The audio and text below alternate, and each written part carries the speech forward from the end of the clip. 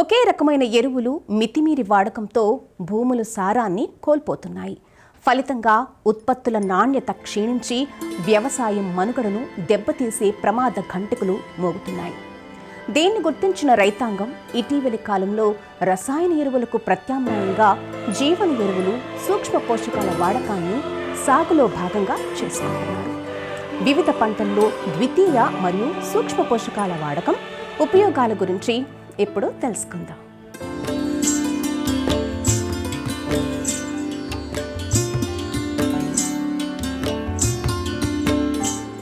పంటలు ఏపుగా పెరిగి మంచి దిగుబడి రావాలంటే ఆ నేలలో పోషకాల లోపాలు లేకుండా చూసుకోవడం చాలా ముఖ్యం. ఏ పంటకైనా గాలి, నీరు, సూర్యరశ్మితో పాటు సూక్ష్మ పోషకాలు అందాలి. పోషకాలు సమపాళ్లలో అందని పక్షంలో పంటల్లో దిగుబడి, నాణ్యత తగ్గిపోతుంది. అందుకని పంట సాగులో సూక్ష్మ పోషకాల లోపం రాకుండా చూసుకోవడం చాలా అవసరం. భూమిలో పోషకాల పరిమాణాన్ని బట్టి మొక్కల పెరుగుదల, దిగుబడి ఆధారపడి ఉంటుంది. అన్ని మొక్కలకు ఒకే రకమైన పోషకాల లోపం ఉండదు. ముఖ్యంగా మెగ్నీషియం, గంధకం, మాంగనీస్, రాగి, బోరాన్, కాల్షియం, ఇనుము, జింకు, నత్రజని, పొటాష్, భాస్వరం లోపాలు ఏర్పడతాయి. అందుకని వాటిని గుర్తించి తగిన రీతిలో పోషకాలు అందేలా చర్యలు తీసుకోవాలి. ముఖ్యంగా మెగ్నీషియం లోపం ఉంటే మొక్కల ముదురు ఆకుల్లో లోపం కనిపిస్తుంది. ఆకులు పసుపు రంగులోకి మారుతాయి. కాబట్టి మ్యాగ్నీసైడ్ పిచికారీ చేయాలి. బోరాన్ లోపం ఏర్పడితే బోరాక్స్ పిచికారీ చేయాలి. జింక్ లోపం నివారణకు జింక్ సల్ఫేట్ పిచికారీ చేయాలి. రైతులు ఎప్పటికప్పుడు సూక్ష్మ పోషకాల లోపాన్ని గుర్తించి నివారణ చర్యలు చేపట్టాలంటూ వివరాలు తెలియజేస్తున్నారు రాజేంద్రనగర్లోని భూసార ఆరోగ్య సంస్థ ప్రధాన శాస్త్రవేత్త డాక్టర్ ఎం శంకర్ గారు. మట్టి పరీక్షల నిమిత్తము మనము మట్టి సేకరణ చేసినప్పుడు మనకి ప్రధాన పోషకాలైనటువంటి నత్రజని, భాస్వరమే కాకుండా మనకి సూక్ష్మ పోషకాలైన జింకు, కాపర్, ఐరన్, మ్యాంగనీసు మరియు ద్వితీయ పోషకమైనటువంటి గంధకం గురించి మనకి పత్ర విశ్లేషణలో ఇవి ఉంటుంది. ఈ ప్రధాన పోషకాలు అయితే నత్రజని, భాస్వరం, పొటాషియము మనకి ఎక్కువ మొత్తంలో అవసరము. మనము బస్తాల రూపంలో మనకి ఎకరాకు చొప్పున ఇంత అని చెప్పి చేస్తూ ఉంటాము. రైతులు వ్యవసాయం చేసే దశలో కొంతమంది రైతులు మాత్రమే, అవగాహన రైతులు మాత్రమే మనకి ద్వితీయ పోషకాలైనటువంటి గంధకము కానీ పంటల బట్టి, తర్వాత సూక్ష్మ పోషకాలైనటువంటి గంధకము, సూక్ష్మ పోషకాలైనటువంటి జింకు మరియు బోరాను అవగాహన రైతులు మాత్రమే వాడుతున్నారు. ముఖ్యంగా వీటి ప్రాముఖ్యత ఏంటంటే ఈ రైతులు వ్యవసాయంలో పండించే పంటలలో ఈ సూక్ష్మ పోషకాలు కానీ ద్వితీయ పోషకం కానీ లోపించినప్పుడు మనం పండించే పంటలో దాదాపుగా 10 నుంచి 15% దిగుబడి తగ్గే ఆస్కారం ఉంటుంది. సూక్ష్మ పోషకాల గురించి వాడినట్టయితే వాటి యొక్క సామర్థ్యం కూడా చాలా తక్కువగా ఉంటుంది. వీటి ముఖ్యంగా గురించి మాట్లాడుకున్నట్టయితే మన రాష్ట్రంలోని అన్ని జిల్లాల్లోని నేలల్లో మనము సాయిల్ హెల్త్ యూనిట్ అంటే నేల ఆరోగ్య విభాగము పరీక్షించిన పరిశోధనలో తేలింది ఏంటంటే మనకి రాష్ట్రం మొత్తంలో ద్వితీయ పోషకమైనటువంటి గంధకము దాదాపు 20% లోపంగా ఉంది. ఇప్పుడు వస్తుంది ఈ లోపం అంటే మనకి శుద్ధకట్టు భూములు ఉన్న కాడ, తర్వాత సేంద్రియ కర్మశక్తి తక్కువగా ఉన్నప్పుడు, తర్వాత ఏకరీతి పంటలు పండించిన పప్పు ధాన్యాలలో కానీ నూనె గింజలు పండించిన ప్రాంతంలో ఇవి గంధకం యొక్క లోపం ఎక్కువ కనిపిస్తూ ఉంటుంది. సో దీని సవరణకి ఏం చేయాలి అంటే మనం మట్టి పరీక్షలు చేసుకున్నప్పుడు మనకి అట్లాంటి ఫలితాల్లో గంధకం కనుక లోపం ఉన్నట్లయితే దాని గంధకం మనకి దాదాపుగా 10 ppm అంటాం. 10 ppm కంటే తక్కువ ఉంటే గంధకం లోపం ఉన్నట్టు లెక్క. పప్పు దినుల దిగుబడి పెంచనీకి, తర్వాత నూనె గింజల పంటలు పండించినప్పుడు నూనె శాతం పెంచనీకి దీని యొక్క ఆస్కారం ఎక్కువగా ఉంటుంది. నాణ్యత కూడా పెరిగే ఆస్కారం ఉంటుంది. సో మనం మట్టి పరీక్ష చేసుకున్నప్పుడు గంధకం లోపం ఉన్నట్లయితే అంటే 10 ppm కంటే తక్కువగా ఉన్నప్పుడు మనము గంధకముని 200 కిలోల జిప్సము ఒక ఎకరాకి రికమెండ్ చేస్తాము. దీన్ని ఆఖరి దిక్కులను వేసుకోవచ్చు. ఆఖరి దిక్కులు వేసుకుని పండించుకునే పంటల్లో అయితే నూనె గింజల్లో మంచి దిగుబడి, నూనె శాతం పెరిగే ఆస్కారం ఉంటుంది. సో వీటి లక్షణాలు ఎలా ఉంటాయి, గంధకం సంబంధించిన లోప లక్షణాలు ఎలా ఉంటాయంటే ఇది దాదాపుగా లేత ఆకులోనే దీని యొక్క లోపం కనిపిస్తూ ఉంటుంది.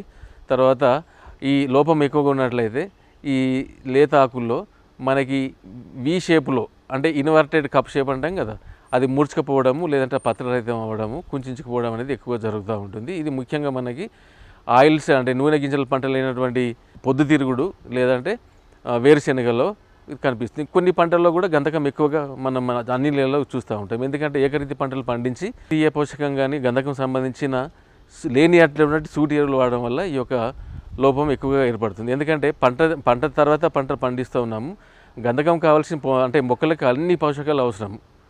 మనకు 16 మూలకల్లా ఎక్కువ రైతులు వాడేది మాత్రమే నత్రజని, డిఏపి రూపంలో, కాంప్లెక్స్ రూపంలో మనకి భాస్వరం, పొటాషియం ఈ మూడే అందిస్తున్నాము. మంచి ఆరోగ్యంగా పెరిగి అధిక దిగుబడులు కావాలంటే కూడా మనకి దాదాపు 16 పోషకాలు అవసరం. ఇవి సూటి ఎరువులు వాడుతున్నాం కాబట్టి ఈ లోపలక్షణం ఎక్కువ వచ్చే ఆస్కారం ఉంటుంది. అన్ని నెలల్లో మనం గమనిస్తున్నాం. ఇంకా రెండవది మనకి సూక్ష్మ పోషకాలు. సూక్ష్మ పోషకాలు చెప్పుకున్నట్టయితే మనకి జింకు, ఐరను, తర్వాత బోరాను, ఇవి మనం ఎక్కువగా చెప్పుకుంటాము. మనకు రాష్ట్రంలో అన్ని నేలల్లో, గ్రామాల్లో మనం పరీక్షించినప్పుడు ఈ జింక్ అనేది 25% లోపం కనిపిస్తూ ఉంది. దీనికి గల కారణము నేలల్లో ఎందుకు జింక్ లోపం వస్తుందంటే ముఖ్యంగా రైతులు మనకి నేలల్లో సేంద్రియ కర్బన శాతం తక్కువగా ఉంటుంది. ఎందుకంటే మనం ఉష్ణమండలం ఉండే ప్రాంతం కాబట్టి.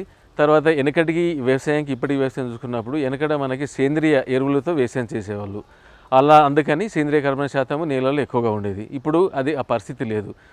ఏ పంట పండించినా ప్రతి రైతు కూడా మనకి రసాయన ఎరువుల వైపు మొగ్గు చూపి రసాయనిక ఎరువులు విచక్షణ రహితంగా సిఫార్సు చేసిన మోతాదు కంటే ఎక్కువగా వాడడం వల్ల సేంద్రియ కర్బన శాతము నేలలో తక్కువగా ఉంది. సేంద్రియ కర్బన శాతం తక్కువగా ఉన్న నేలలు, తర్వాత అప్పుడే అచ్చుకట్టిన నేలలు, లేదంటే పంట మార్పిడి లేని నేలలు, తర్వాత క్షారం గుణం ఎక్కువగా ఉన్న నేలల్లో ఈ జింకు లోపం ఎక్కువగా వస్తుంది. ఇది నేలల్లో. ఎప్పుడైతే మనం మట్టి పరీక్ష చేయించుకుంటామో ఈ లోపము ఉన్నప్పుడు మాత్రమే మనం ఒక ఎకరానికి 20 కిలోల జింక్ సల్ఫేట్ ఆఖరి దిక్కులో వేసుకొని దీన్ని నివారించుకొని మంచి దిగుబడులు పొందవచ్చు. లేదు మీరు రైతులు మనకి మట్టి పరీక్షలు చేసుకోకుండానే ఒకవేళ పంటల్లో లోపం ఎలా వచ్చినప్పుడైతే ఈ జింకు కూడా మనకి లేత ఆకులనే వస్తుంది. మధ్య అయిన పసుపు రంగులో ఉంటుంది, తర్వాత ఆకుపచ్చ రంగులో ఉంటుంది. ఈయన మధ్య భాగం అంతా ఆకుపచ్చ వర్ణం మారిపోయి పసుపచ్చ నుంచి తెల్ల రూపంలోకి మారిపోతుంది. తర్వాత ఇంకా ఎక్కువగా అయినప్పుడు మనకి మధ్య ఈయన నుంచి మధ్య ఆకులో మూడో భాగం మధ్య నుంచి ఇటుక రంగు ఆకారంలో ఎర్రటి మచ్చలు కనిపిస్తూ ఉంటుంది. ఇది జింకు సంబంధించిన లోపలక్షణం పంటల్లో. తర్వాత మనకి మొక్కజొన్న, తర్వాత మిగతా పంటలు చూసుకున్నట్లయితే మధ్య ఈయన ఆకుపచ్చగా పత్రరహితంగా మధ్య భాగం అంతా పత్రరహితం అయిపోయి తర్వాత ఆకుపచ్చగా మారే ఆస్కారం ఉంటుంది. లేత ఆకులోనే మనకి కనిపిస్తుంది. ఎక్కువగా మనకి ఈ వరి, మొక్కజొన్నే కాకుండా వేరుశెనగ కూడా ఎక్కువ విస్తరణలో ఈ మధ్యకాలంలో సాగు అవుతుంది. దీనిలో ఎట్లా ఉంటుందంటే జింకు మనం దీన్ని ఇంట్రావీనల్ క్లోరోసిస్ అంటాము. అంటే లేత ఆకుల్లోనే గుబురుగా ఉండేసేసి మొత్తం ఆకంతా పసుమరలోకి పోయే ఆస్కారం ఉంటుంది. గమనించినప్పుడు పైపాటుగా అంటే పంటలలోనే 2.2% అంటే 2 గ్రాముల జింక్ సల్ఫేట్ని 1 లీటర్ నీటిలో బాగా కలిపేసేసి 1 నుంచి 2 దఫాలుగా పిచికారీ చేసుకున్నట్లయితే 2 నుంచి 3 దఫాలుగా పిచికారీ చేసుకున్నట్లయితే లోపలక్షణము తగ్గిపోయి పంట దిగుబడి పెంచే ఆస్కారం ఉంటుంది.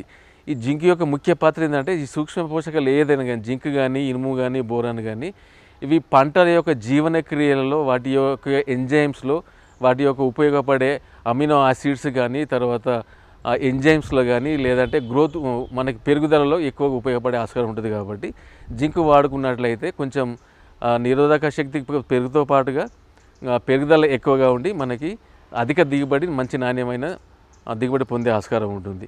ఇంకా రెండవ మూలకము ద్వితీయ పోషకం వచ్చేసి ఇనుము. ఇది మన రాష్ట్రంలోని అన్ని జిల్లాల్లో పరీక్షించినప్పుడు ఇది దాదాపుగా 10% లోపశాతంగా ఉన్నట్టు మనం గమనించడం జరిగింది.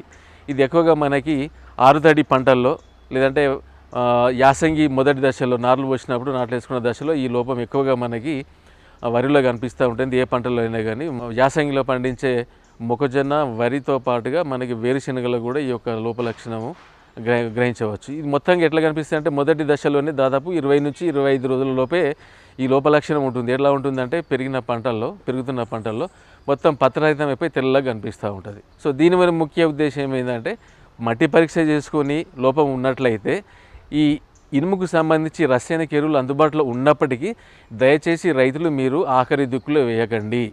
నేల యొక్క తేమ శాతాన్ని బట్టి, నేల రకాన్ని బట్టేసేసి ఈ మనకి నేల యొక్క పదనలో మార్పుల వల్ల మనకి ఇనుముకు సంబంధించిన రసాయనిక చర్య ఫెర్రిక్ టు ఫెర్రస్ అనే రసాయనిక చర్య చెందుతుంది. మొక్కకు అందుబాటులో రాదు. కాబట్టి ఈ ఇనుము లోపము మొత్తం ఆకులన్నీ అంటే లేత ఆకులన్నీ తెల్ల రంగులోకి మారుతూ ఉన్నవి అనుకున్నప్పుడు, లేదంటే ఎరుగుదల దోపించింది అనుకున్నప్పుడు మాత్రము మీరు 5 గ్రాముల అన్నబేదిని లీటర్ నీటికి ఒక నిమ్మకాయ రసం పిండేసేసి మంచిగా కలిపేసేసి పిచికారి చేసుకున్నట్లయితే ఈ లోపల లక్షణం సవరించేసి మంచిగా దిగుబడి పొందే ఆస్కారం ఉంటుంది. ముఖ్యంగా మనకి ఈ మధ్యకాలంలో మనకి డ్రై సీడింగు వరిలో డ్రై డిఎస్ఆర్, వెడ్ డిఎస్ఆర్ లేదంటే మనకి ఆరుతడి వెదజల్ల పద్ధతులు ఎక్కువగా మనం గమనిస్తాము.